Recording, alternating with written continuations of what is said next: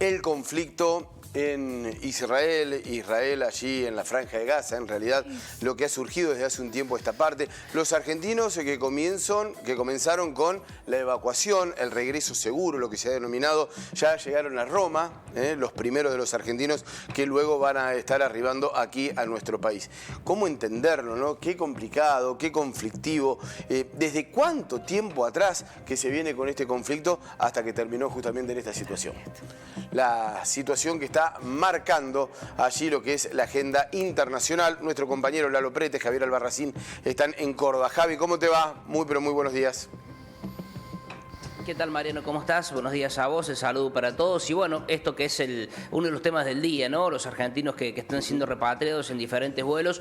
Estamos en Avenida Vélez Sarsfield y La Rioja, en una casona que es extraordinaria, un lugar que tiene la Municipalidad de Córdoba, bueno, respira cultura, arte y también política. Y un gran gusto que nos vamos a dar es con Claudio Fantini, quien es analista de muchísimos medios. Claudio, nos venías diciendo recién de todo tu trabajo, pero bueno, simplemente conocer de un tema que es muy difícil de entender, que uno rápidamente puede decir desde el 48, Yom Kippur, la Guerra de los 6 días, el Canal de Suez y otras cuestiones. Si querés atender tranquilo, no hay problema.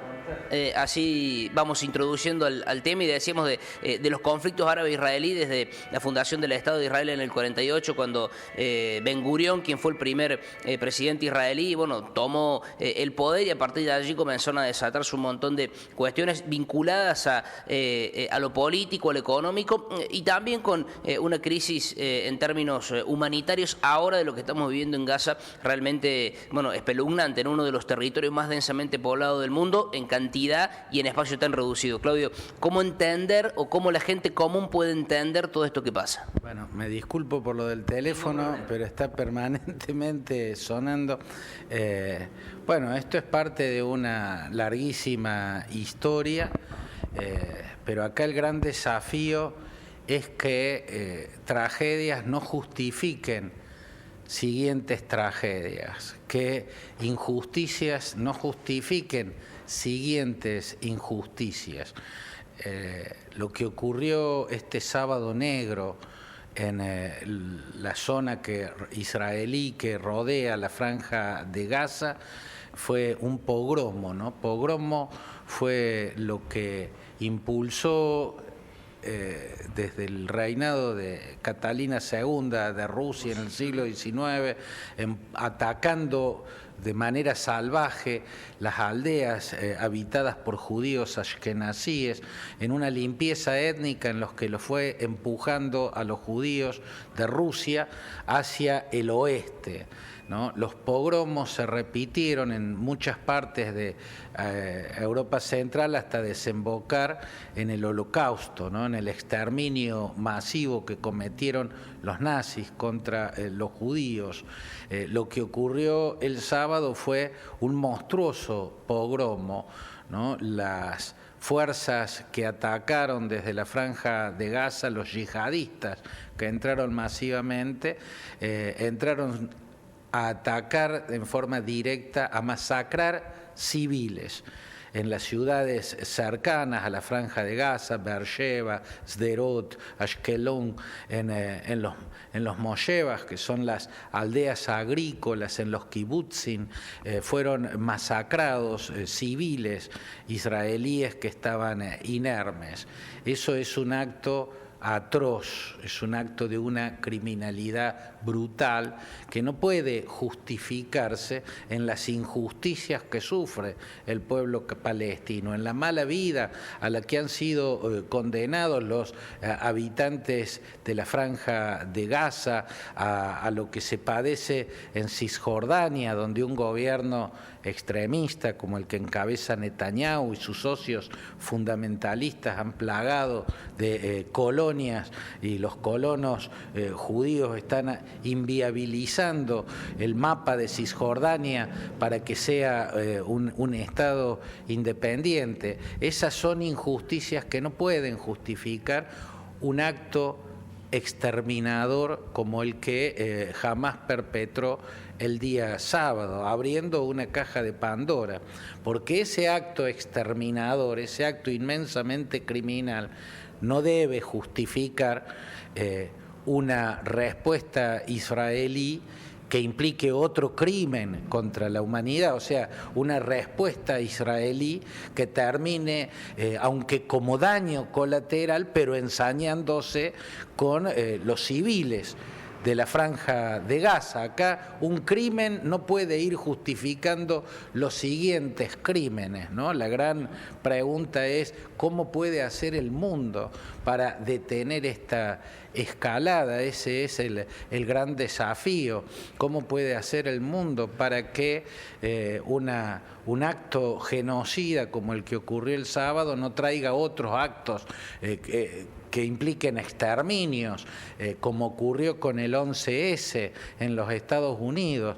Bush y un equipo de extremistas que lo rodeaba, su secretario de Estado Donald Rumsfeld, su secretario de Defensa Donald Rumsfeld, el subsecretario de Defensa Paul Wolfowitz, el vicepresidente Dick Cheney, que en cada guerra veía grandes oportunidades de negocio, empujaron a una invasión de Irak, gobernado por un psicópata criminal, Saddam Hussein, pero que nada había tenido que ver con el 11S, con el acto exterminador cometido por Al Qaeda. Y invadir Irak fue convertirla en un agujero negro que supuró yihadismo, ¿no? Y hundió a buena parte del mundo en océanos de sangre. Todavía corren ríos de sangre por lo que engendró la invasión de Bush a Irak. Bueno, ahora hay que impedir que un acto criminal, un acto atroz, un acto exterminador con inmensa crueldad,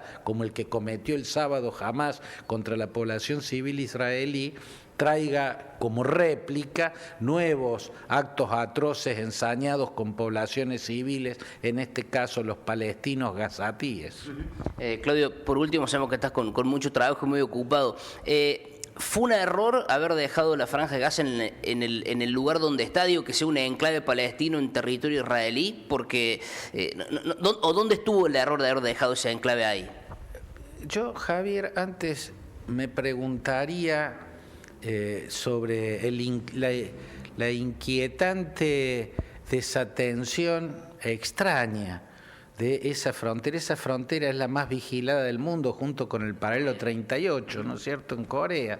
¿Qué pasó? ¿Por qué pudieron entrar?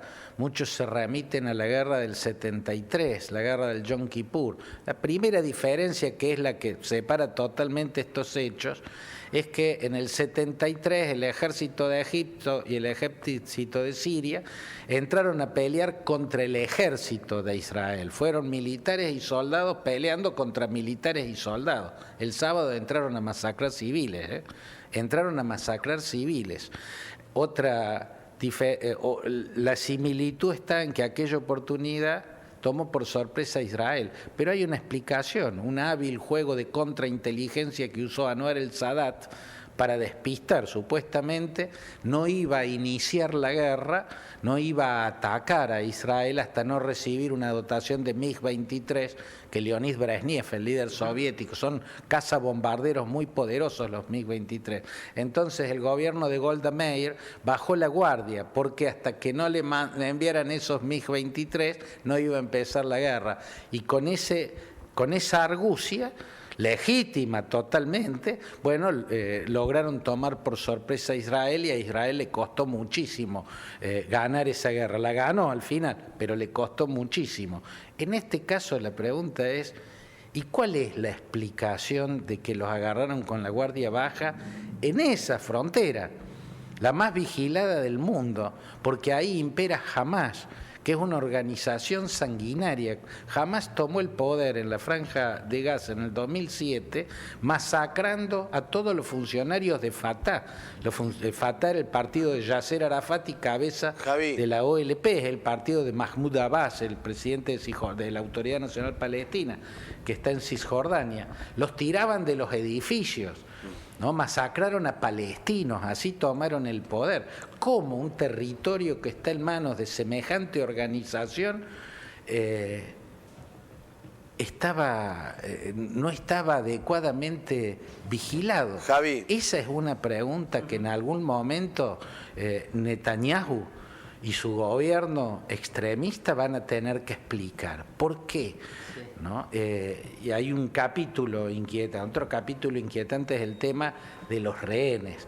Digamos que Gaza tiene como rehenes a los propios palestinos que van a sufrir el grueso de esta acción militar, a diferencia de las anteriores, la operación Plomo Fundido en el 2009, la operación del 2014, esas operaciones eran no para extirpar el tumor, sino para remover el nódulo, achicarlo y ganar otro tiempo de calma. Javi, después de lo que pasó, sí, la operación tiene que apuntar a extirpar un cáncer. ¿Cómo lo van a hacer si hay civiles israelíes de rehenes y todo un pueblo? El pueblo palestino de Gaza, el sufrido pueblo palestino de Gaza. Sí, Mariano, perdón. ¿Tenés un tiempito para preguntar? Sí, simplemente un reconto histórico excelente, extraordinario, el de Claudio, agradeciéndole. Bueno, Claudio, te habla Mariano aquí de los estudios, simplemente muy cortito porque... ¿Qué tal, Mariano? Bien, no, nos quedamos sin tiempo y vos tenés una agenda realmente muy ocupada. Es saber hasta dónde puede llegar, cómo, no sé si se puede imaginarse uno hasta dónde va a llegar el conflicto que narrabas, desde dónde viene, que está ahora actualmente, y cuál puede ser el futuro. Bueno, es verdaderamente tenebroso ver todo lo que puede provocar este Big Bang. Yo entiendo que Israel debe entender que el ataque exterminador que sufrió el sábado equivale a los sacudones que da el torero a la capa roja, ¿no? Esos sacudones en la capa son para provocar al toro. Lo que busca el torero es la embestida del toro. Yo creo que lo que ocurrió el sábado es el sacudón de la capa para provocar la embestida de Israel. O sea, el plan está en la embestida que haga Israel. Lo que ha diseñado Mohamed Diaef, que es uno de los cerebros de las estrategias y tácticas militares, más que basado en las masacres que provocó contra los israelíes, está apuntado a las masacres que va a provocar Israel, porque ahí el conflicto puede desbordar. Primero, a través del Líbano, donde va a entrar en acción Hezbollah, van a entrar en acción desde Siria hacia las alturas del Golán, milicias sirias que responden a Bashar el-Assad, y ahí habrá que ver si resisten los pactos de Abraham, ¿no? Los acuerdos que ya existen entre Israel y Estados árabes. Todo puede desbordarse y los límites hasta ahora no se perciben. Qué tema, ¿no? Bueno, excelente, Claudio. Gracias, Javi. Cerramos allí la nota, el contacto con Claudio y agradeciéndole el tiempo que ha dispuesto para Telediario Federal. Bueno, gran gusto que nos dimos, Mariano. Gracias, Claudio, como siempre. Gracias a vos, Javier. Un gusto. Seguimos con ustedes y bueno, con mucho más en una agenda muy ajetreada a nivel internacional en estos días. Hasta luego. Un abrazo. Abrazo.